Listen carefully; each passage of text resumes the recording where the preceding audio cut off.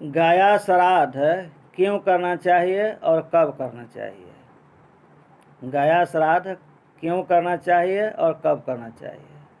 तो क्यों का जवाब आपको ये है कि आपका ये शरीर जो है पितरों लोग का ही देन है, पूर्वज लोग का ही देन है, इसलिए उनका कर्जा उद्धार करने के लिए गाया श्राद्ध करना चाहिए। और आपके पिताजी, दादाजी, परदादाजी सब लोग पितरों के ही देन है।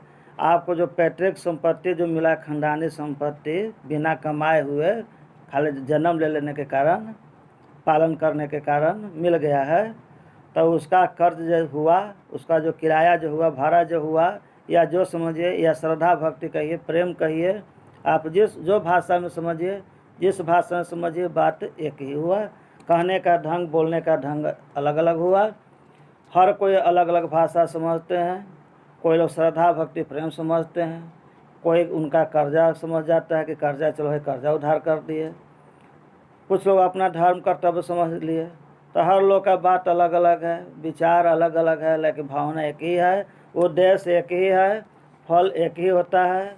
तो जैसे आप समझ लीजिए, अच्छी बात है, समझ गए तो ठीक है, ना समझे तो गलत हुआ। तो जो गुजर गए, जो दुनिया से चले गए, परलोकवासी हो गए, या यही लोक में रह गए, मर गए, तो हमें तो पता नहीं कि कौन कहाँ गया, क्या हुआ, कौन भूत प्रेत बन गए, कौन देवता बन गए, कौन देव लोग चले गए, कौन नरक लोग चले गए, कौन स्वर्ग में चले गए, कौन लोग मरने के बाद दूसरा जन्म ले लिए, ये सब तो हमको जानकारी है नहीं।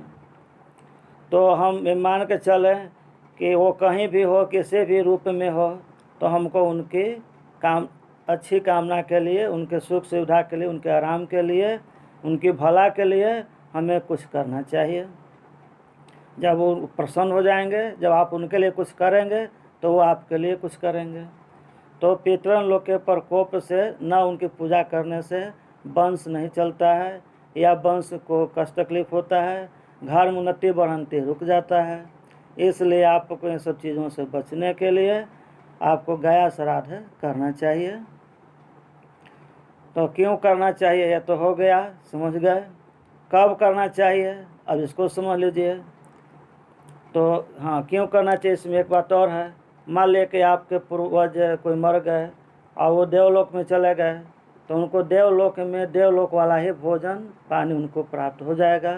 भले आप यहाँ आटा के, सत्तू का पिंड जो दान किए, लेकिन उनको वहाँ उस रूप में प्राप्त होगा जिस लोक में, जिस रूप में वो रहते हैं, उसका रूप बदल जाता है और उनको वहाँ पर प्राप्त हो जाता है। तो इसलिए हमको करना चाहिए। अब हो गया कि कब करना चाहिए, तो जब आपको दिल में श्रद्धा भक्ति हो तब कर लीजिए। जब दिल में उमंग हो, श्रद्धा हो, भक्ति हो, पैसा हो उसके लिए, अर्थ हो, धन हो, तो कर लेना चाहिए। इसमें कोई मीन मेख नहीं करना चाहिए, सोचना नहीं चाहिए। अर्थात सोचिएगा तो सोचते रह जाइएगा, नहीं हो पाएगा और आप कष्ट में पड़े रहेंगे। फिर इसके बाद ऐसा भी लोग करते हैं कि कोई परिवार गुजर गया, चले गए, मर गए, काम क्रिया उनका घर पर कर लिए और फिर लगले जाके गाया श्राद्ध कर लिए। तो ये भी एक अच्छी बात है। देर से देर करना अच्छा नहीं होता है, जल्दी कर लिए, और जो काम हो गया सो हो गया, रह गया सो रह गया। इसलिए ये भी रिवाज जिनके यहाँ चलता है, जो लोग करते हैं वो अच्छा करते हैं, कर लेना चाहिए। ये ऐसा करना संभव न हो तो चलिए आगे चल कर के कभी भी कर लीजिए, 2 महीना, 4 महीना, साल भर, 6 महीने, 2 साल, 4 साल, 5 साल, जब इच्छा हो तो कर लीजिए।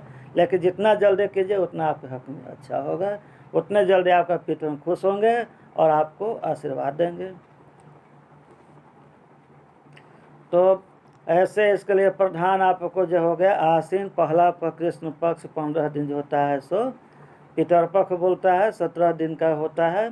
अनंत चतुर्दशी से शुरू हो जाता है और भादो अनंत चतुर्दशी से शुरू हो गया, पूरा आश्विन कृष्ण पक्ष रह गया और शुक्ल पक्ष के परिवार में तक होता है, 3 पक्ष में होता है। 3 पक्ष आपको बतला दिए। इसके अलावा आपको पूष पहला पक्ष में कृष्ण पक्ष में होता है, चैत्र पहला पक्ष कृष्ण पक्ष में होता है, इसके अलावा और बहुत सारे धर्म ग्रंथ में विशेष समय दिया गया है, उस समय करना चाहिए, या फिर आपको जब इच्छा तब कर लीजिए। यही आपको माने कि क्यों करना चाहिए और कब करना चाहिए, इस सवाल का जवाब हो गया। जय हिंद, जय भारत। लाइक शेयर और सब्सक्राइब करें, अच्छे विचार प्रकट करें, प्रोत्साहन दें, ताकि और भी इस तरह के कार्यक्रम आपको दिखा सके। शंकर दयाल मिश्र, आदित्यपुर।